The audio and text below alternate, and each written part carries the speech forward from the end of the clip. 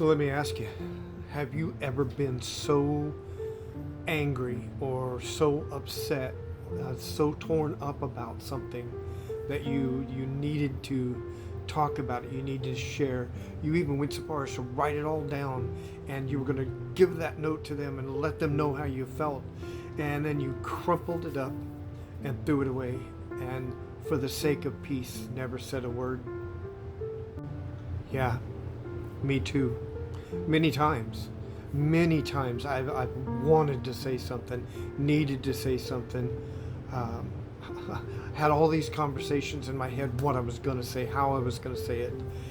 And then for the sake of peace, or not wanting to start drama, for all those reasons, just chose to keep it to myself. I held those burdens inside. I kept those feelings to myself, and basically uh, dealt with it because I didn't want to start problems. So in the last video that we posted, we talked about the three main categories that you would find yourself prioritizing your life and what you would do in the end of life planning. And one of those things was writing things that had happened in the past, letting go of hurt and things that maybe you've held on to, like those notes that I've written a million times, but I chose never to say anything. And this might be the hardest video that I make. For those reasons, it's time to let go of all of that inner hurt, all of those things that I stifled and kept inside, and have just not talked about them.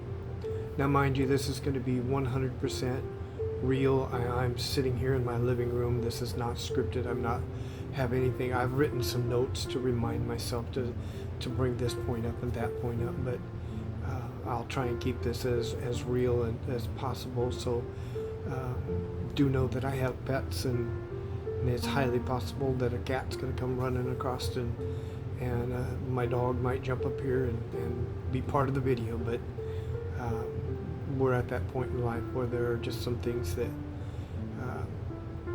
need to be said, and as hard as that may be, I will do my best to get all of this out, and we'll go from there. So I chose to do this video while I'm here at the house by myself. David is at work, and for those of you who don't know, that we have David's mother living with us, and that's another part of a video that we're going to have to talk about, but at the moment she's not here. And I felt that this was the time when it's just me and the pets that I could sit down and talk and open up and just let things be said. I feel like it would be easier if I'm just here alone with my thoughts, writing them down, and if you would call it that. I can't tell you how many times I contemplated suicide and even tried. I know I was 17 years old, and I had my car. I drove it into the garage of my parents' house, and I took the garden hose and I put it in the tailpipe of the car, and then I put the other end of the hose into the driver's side window and rolled the windows up, started the car, and I sat there waiting. Because I was gay, and living in the 80s, it was tough. Gay bashings happened all the time. My family talked about Cousin It. That was hard to hear your family talk about a person. She was born of female, but always felt male and had tried to live his life as a him. And my family often referred to him as Cousin It because it didn't know what it was. And I knew what I was. I knew that I didn't feel the same way as other kids, that I was a gay person. But living a lie and trying to be somebody that I wasn't was hard. And I'm sure I'm not the only kid out there that did that same thing. That there I sat in that car, waiting, hoping that it would just go away. Being gay wasn't going to go away, but feeling that way might. And then I thought about my parents and finding their kid in the car, gone, and what they would have to do or deal with. And it almost felt like that wasn't fair to them either. I ended up shutting the car off and taking everything and put it all away. And by that time I was lightheaded and very, not necessarily high, but I felt odd, strange, and ended up going downstairs to my bedroom, and I remember that I fell asleep, and I was out for quite a long time, but I lived, and I went on, and I always worked towards never letting that out, never speaking about that, never telling anybody. I carried that with me. I carried the hatred of myself with me. I was kind of a lost person. I didn't know how to be me. I only knew how to be what everybody was expecting me to be. I ended up joining the military, following in my dad's footsteps.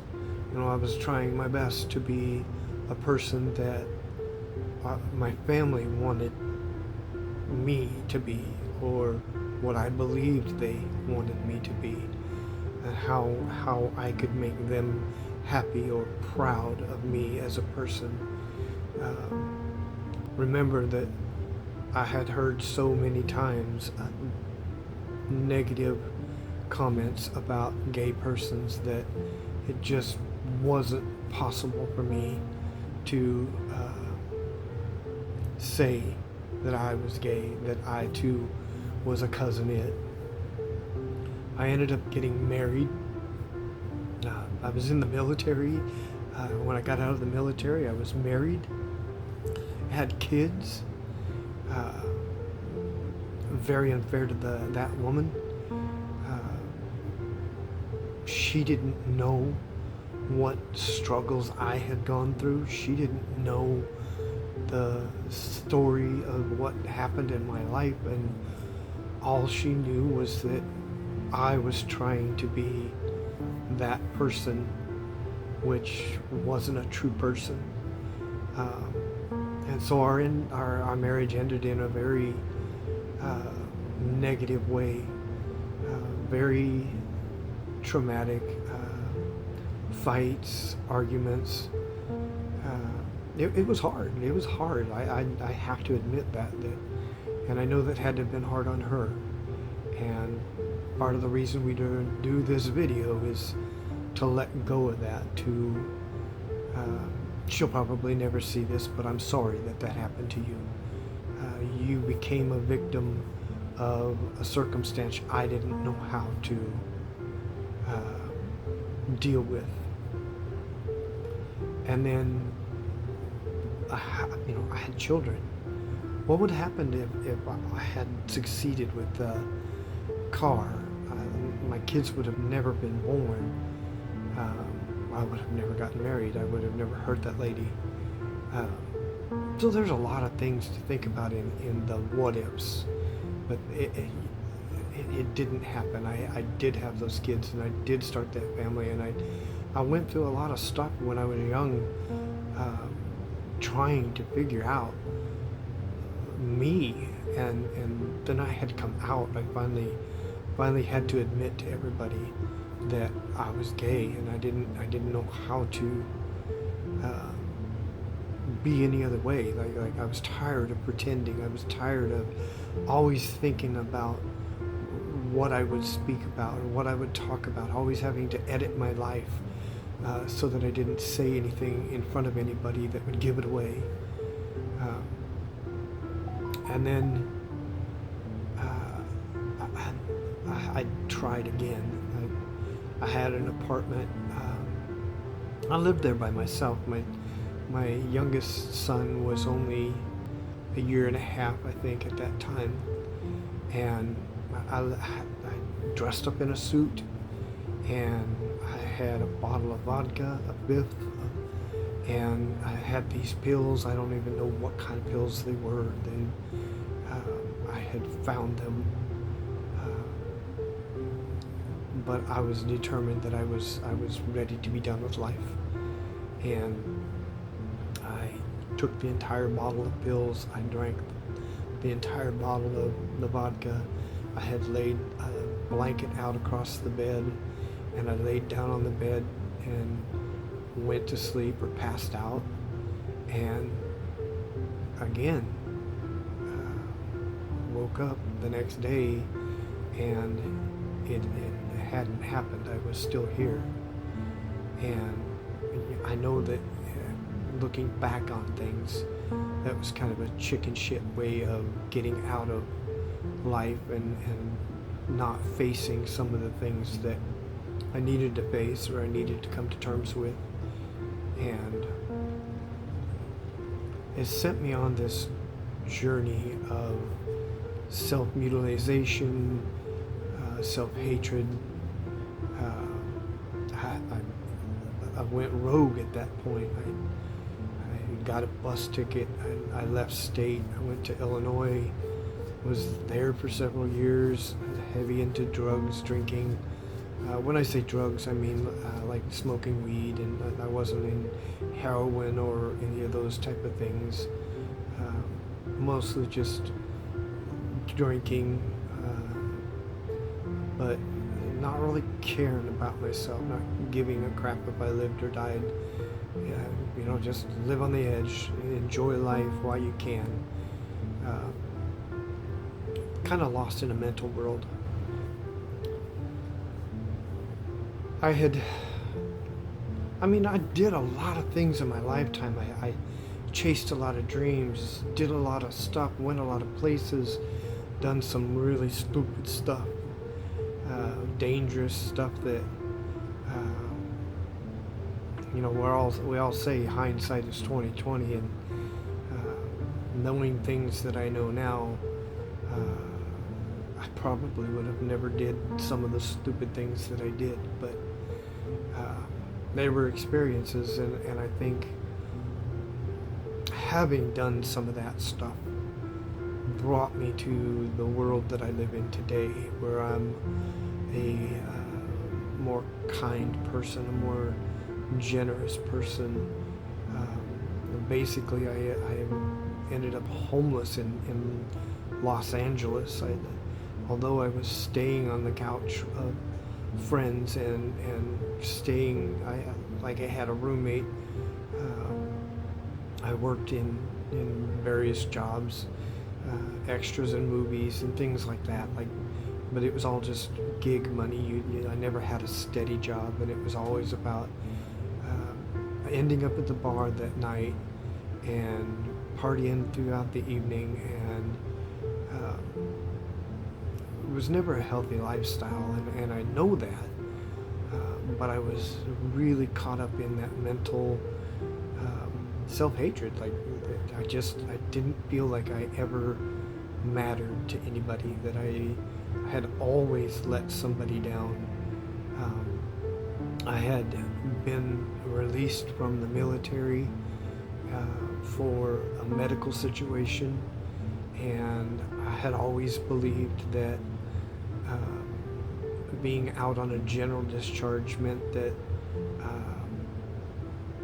it was a shameful thing that I had failed again at another thing in life, and that I really struggled with all of that, like how much I hated myself.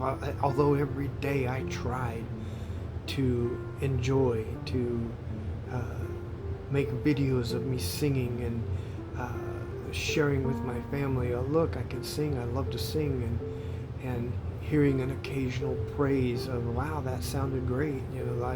I thrived on those moments, getting some form of attention, some form of a positive feedback, and more and more and more I would try to get those positives, but I felt like I was always chasing that acceptance, chasing that pat on the back, that I mattered, basically. I guess I had gone from being that guy that was pretending to be everything that everybody wanted me to be, and hating myself for not being true to myself, true about who I was, the things that made me happy, the things that brought me joy, to now being a person that was really deep in a hole, chasing some kind of acceptance, or I had freed myself of the lying and not being me, and had opened up about being a gay person. But now I hated my life for a whole different set of reasons, that seemed almost like opening up and being true about that cost me everything that my life had previous, which is kind of silly because all of that was living a lie. So you've lived a double life your whole life, and you weren't happy with either portion of it. You just felt like you were constantly running. And I was now in my mid-30s, and I was 9 to 5 job, working. I had come home from California, back to my home state of Nebraska. There were some situations with my children that that's a deep story, and one I'm not sure I'm comfortable with sharing at the moment. But for this story to make sense, I basically had taken custody of my children, who really didn't know me. I had been out of state, or out of the country, or not country, out of state, and in my own state of mental fight for so many years that we hadn't had a lot of contact. But I tried to pull it together. I tried to be dad and help take care of my kids, and my son, my youngest son, took a coat hanger and wrapped it around his neck and put it over the bar in the closet, and was going to hang himself. And I knew what that felt like. Like, I understood that.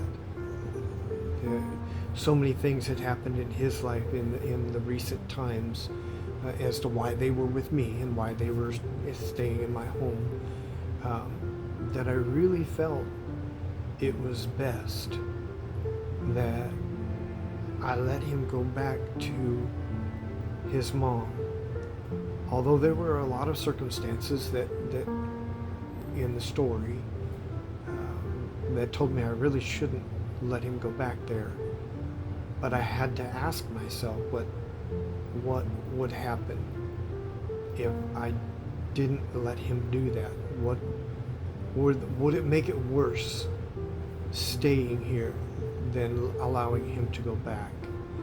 And that choice was, of course, I couldn't risk him hurting himself, and that felt that it was better to let him go back. And he's fine to this day. He's an adult. He's married and has his own life, and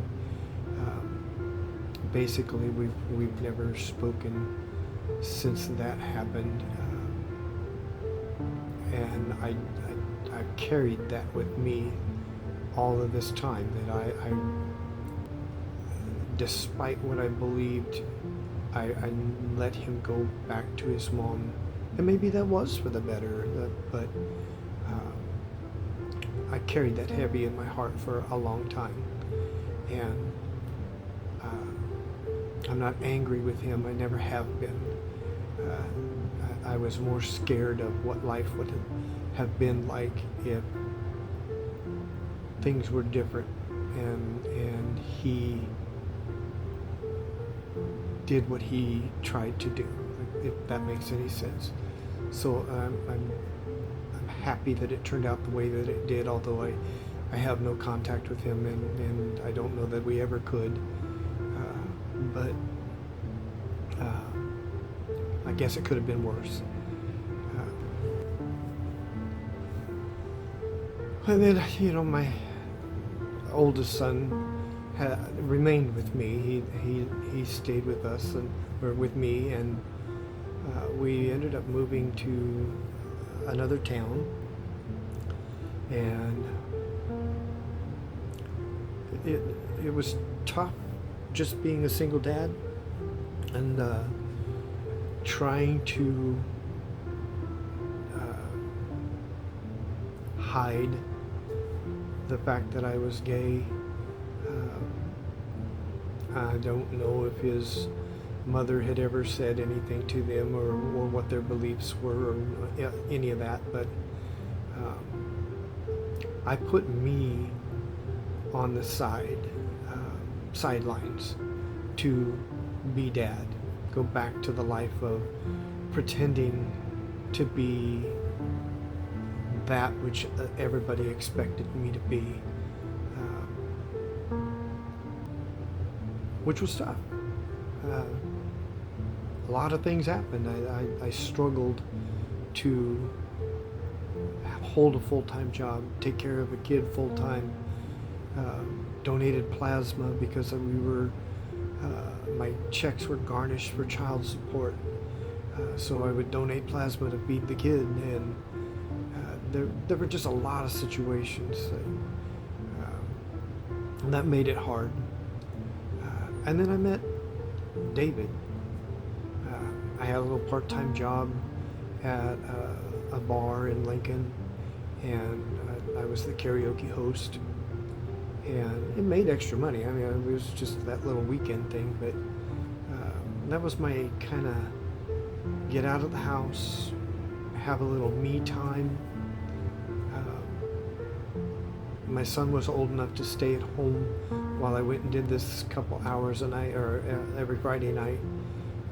So he was able to stay home by himself while I went and did this. And then, like I said, I met David. And at first I had to tell him, I can't go out with you. I don't want to go out with you. There's too much that you don't know, that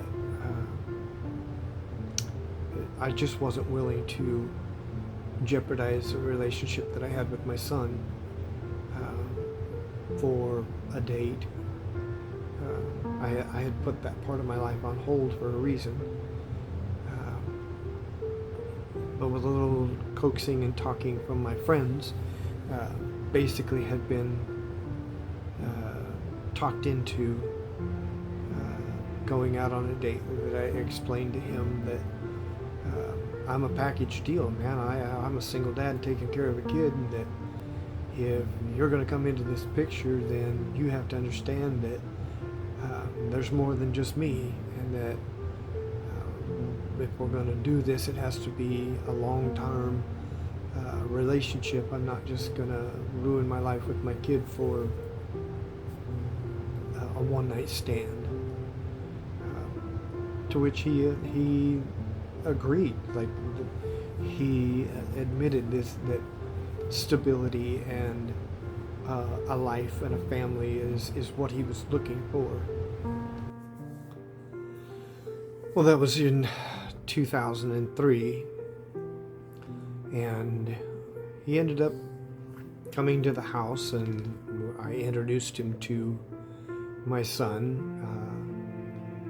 My son had come with me to the bar several times to see where I worked and where I ran the karaoke at, and it was a gay bar. Again, I still don't know if he ever had any clue at that point.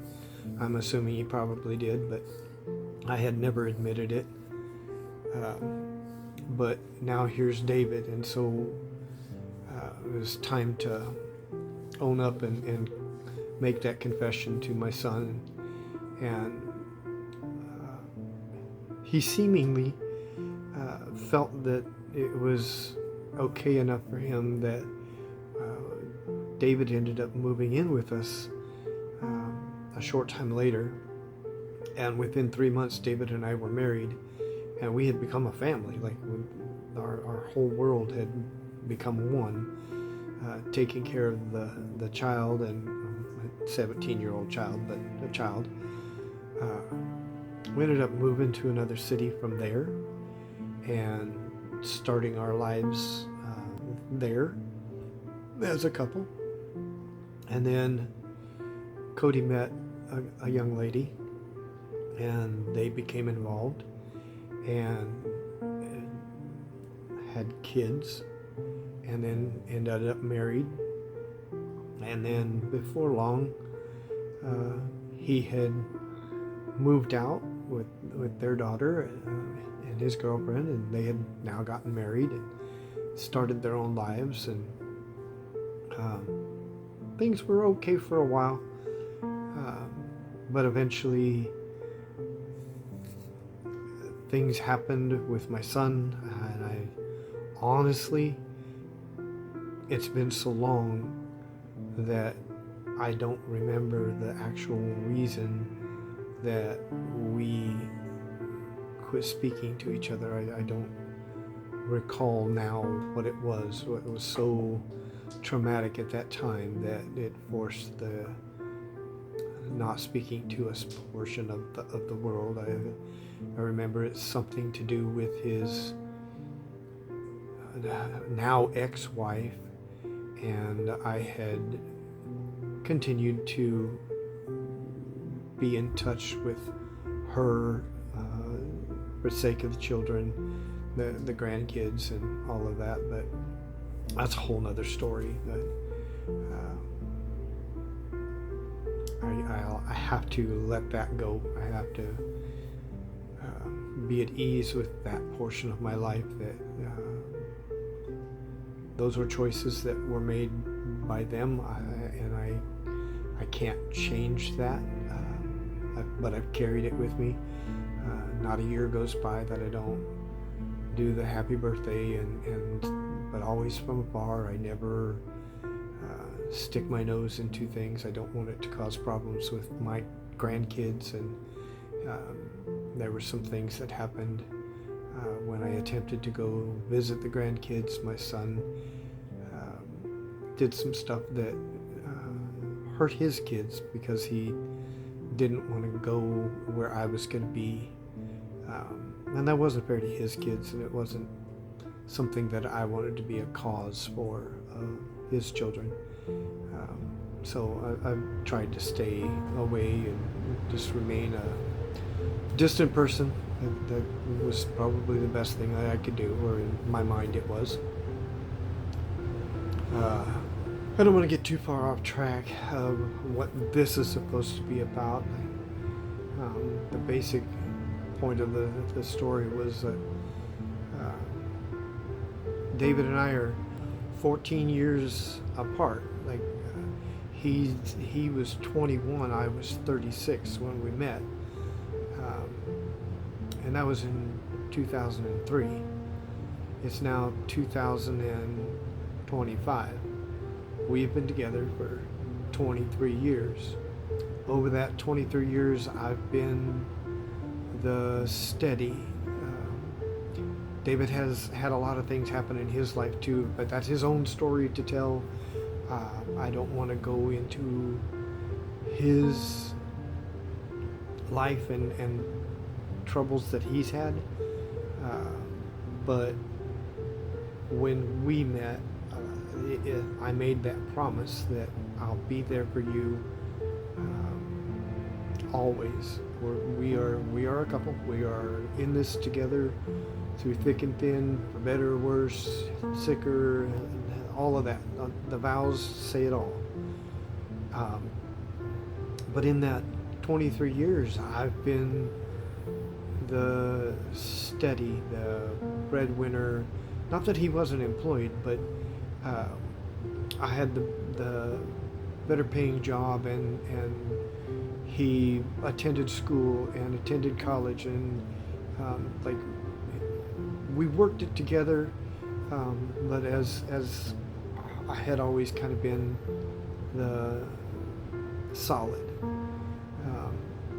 Many things had come and gone in his life, but I have been there longer in 23 years than most things in his life. When he met me, he was only 21. Excuse me a moment, the cat. So, when you look at it, like, because I was the older one, I was the primary caretaker, I always kind of felt like I was going to go first. I would be taking care of him up until I could no longer take care of him. That we were in it together, and when I got sick with my hip and had hip replacement surgery, I still got up every day, went to the restaurant, did everything I could to power on, trudge on, to continue and work and do everything I could to take care of him, even though I had been beaten up. We struggled, but I was doing everything I could to try and take care of him and us. So 3 years ago, when he was diagnosed with stage 4 liver cirrhosis, a reality struck. Like, I almost lost him. Like, I'm supposed to go first. It's not supposed to be the other way around. This isn't supposed to happen. And that's when I realized that we have not planned for anything. Like, we've just been living like day to day, normal lives. Go to work, come home, play Xbox, do all of that kind of stuff. We never made any solid plans on what to do or how to take care of each other when it comes to final plans and what would we do with like end of life planning. Because now my health is starting to decline. I've been diagnosed with rheumatoid arthritis, and I was put on different medications, low-grade chemotherapy. I had infusions, but I'd be dogged if I was going to let that bring me down. Like, I had to remain the positive. I had to remain the person that tells him, never give up, don't give up.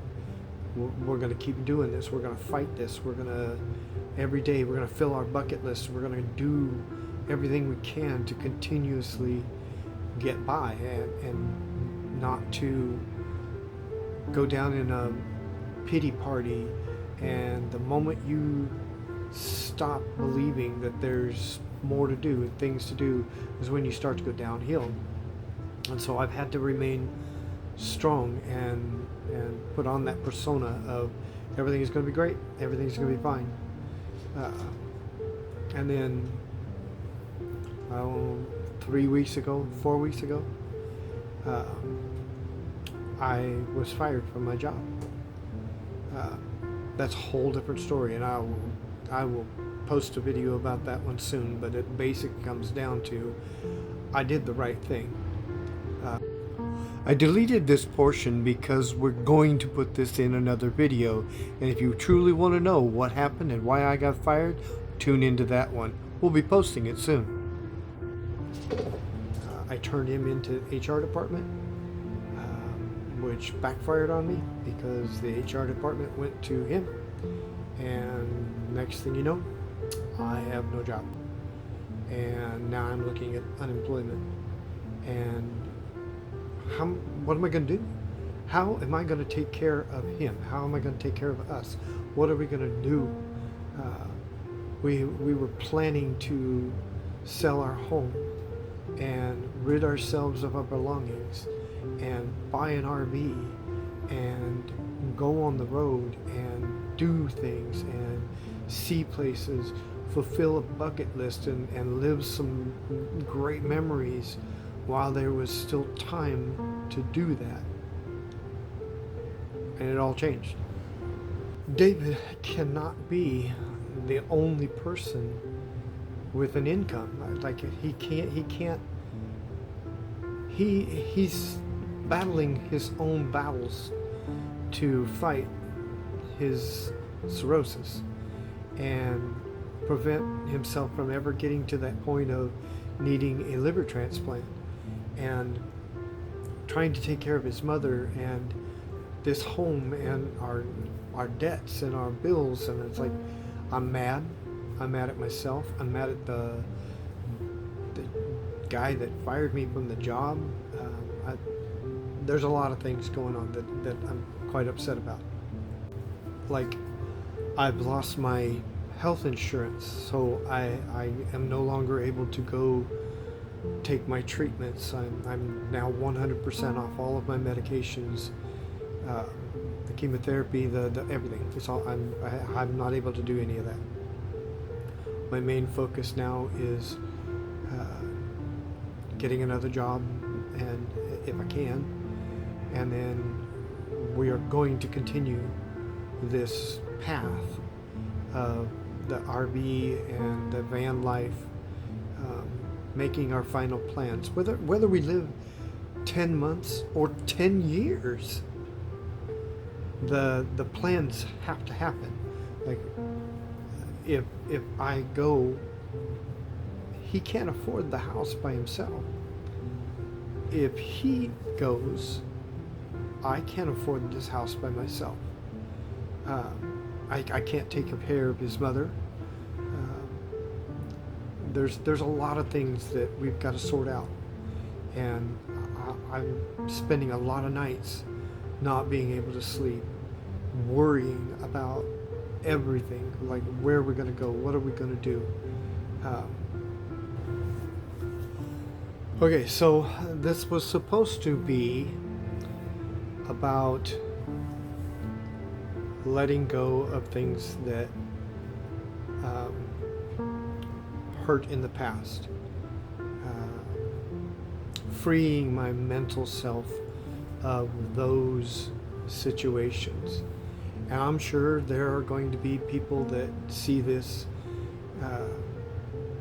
and maybe they get something from this. Maybe a person watching will have the courage to open up and instead of just writing it all down on a piece of paper and then crumbling up and holding it in, will take time to let it out, talk.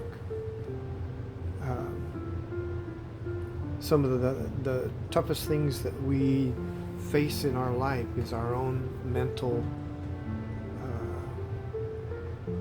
blockade.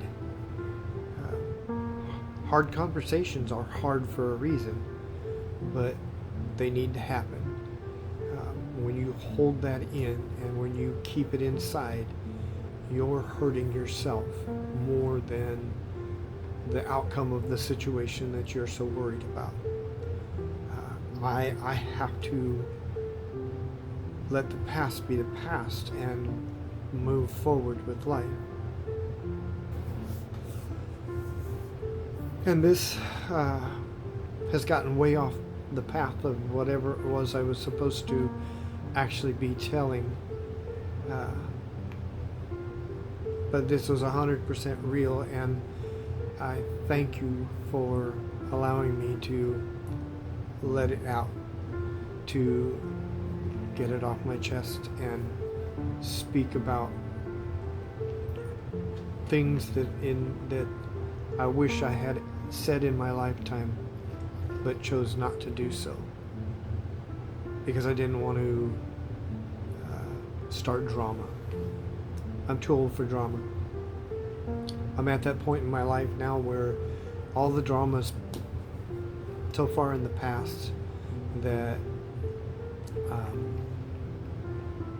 sometimes you just have to shake it off, let it go.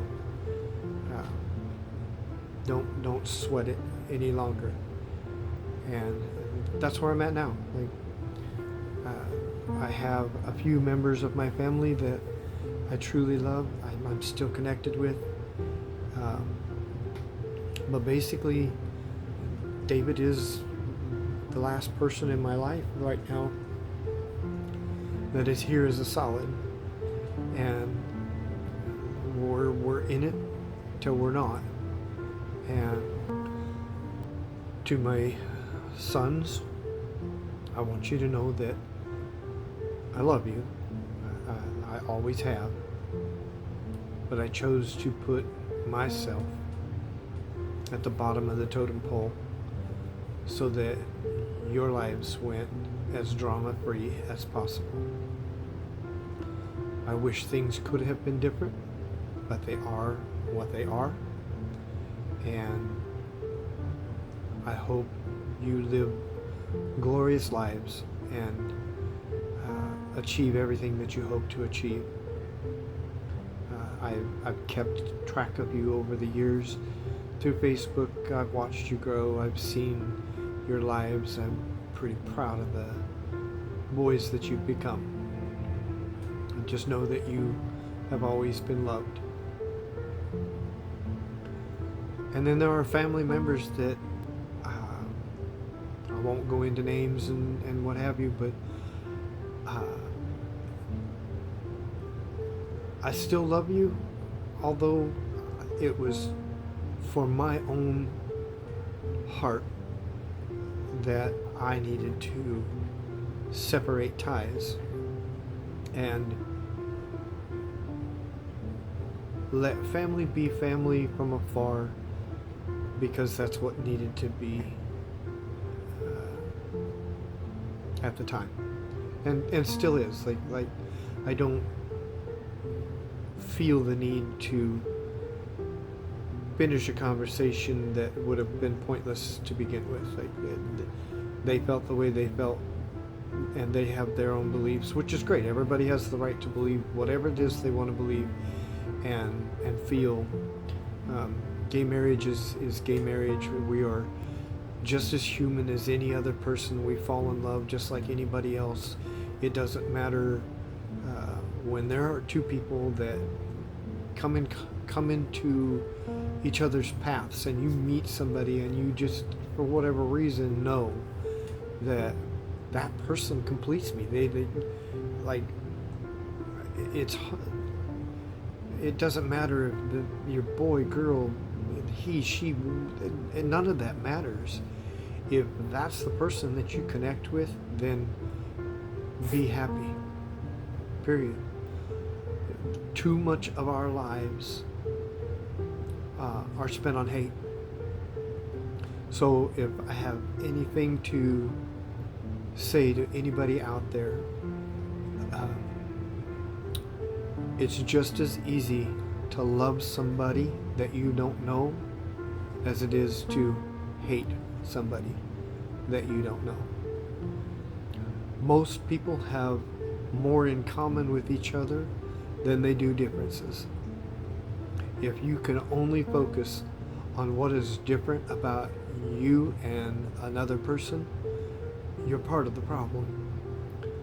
I love other people just the way they are, the way they present themselves. I care nothing about a color of the skin, a color of the hair, the size of your body. I don't care.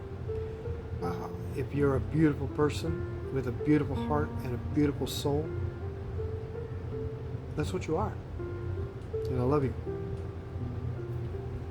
Okay, so that probably got a whole lot darker than it really needed to be. Now the hard part is putting it out there. This was the write it all down, get all of that out of my head and let it go portion of it. And now I have to deliver the message. And I know that that's okay, that it needs to be done, and it's liberating moving forward with this portion of our lives. We've got a long journey ahead of us. I hope a super long journey. We're taking our time to gather all of our stuff and figure out our plan and how we're going to do what we've got to do and where we're going to go and what we're going to do with the rest of our lives. And this was a portion of making that happen and letting go of a lot of stuff that has plagued me on the inside. And it needed to be said. So, my advice to every person out there, as you move through each day, know that every single day we're one step closer to being gone. And the positive that I have in this situation is, unlike a motorcycle accident or a car accident or something like that, and just being taken, in this situation we have the time to plan out everything that we want, do everything that we want to do, spend the remaining portion of our life the way that we want to do it, and let go of a lot of the stuff that weighs us down.